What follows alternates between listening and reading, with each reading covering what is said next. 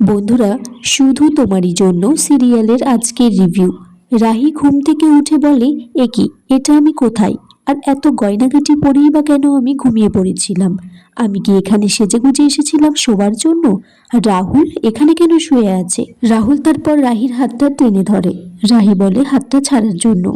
রাহুল বলে, আমরা তো হাজবেন্ড ওয়াইফ, এটা তো নর্মাল ব্যাপার। তাছাড়া কাল রাত্রে আমাদের মধ্যে যা যা হয়েছে, তুমি তো কাল রাত্রে অনেক কথা বলেছো। রাহি বলছে রাহির কালকে রাতের কোনো কথাই তার মনে নেই। এদিকে জিয়া বলছে সে রিসর্টে যাবে রাহুলের কাছে, ওষুধ দিতে যাবে রাহিকে। রাহির দিদি বলছে, জিয়াকে তুমি একদম ঠিক বলেছ, ভাইকে একা ফেলে আসা একদমই উচিত হয়নি। ওই রকম একটা মেয়ের সাথে যার কোনো হুঁশই নেই। তো রাহুলের বাবা লাক্স, মেমো আর অনিকে বলে, ওষুধটা নিয়ে তোরাই যা, রিসর্ট থেকে ওদেরকে নিয়ে আয়। রাহুল এদিকে রাহিকে বলছে, তোমার যখন কিছু মনেই নেই, তাহলে কাল রাতে এত কাছাকাছি বা কেন এলাম? রাহি সেই কথাটা শুনে কাছাকাছি মানে জুতোটা তুলে ঘর থেকে বেরিয়ে যাবে, সেই মুহূর্তেই অনি, লাক্স, মেমো এসেছে।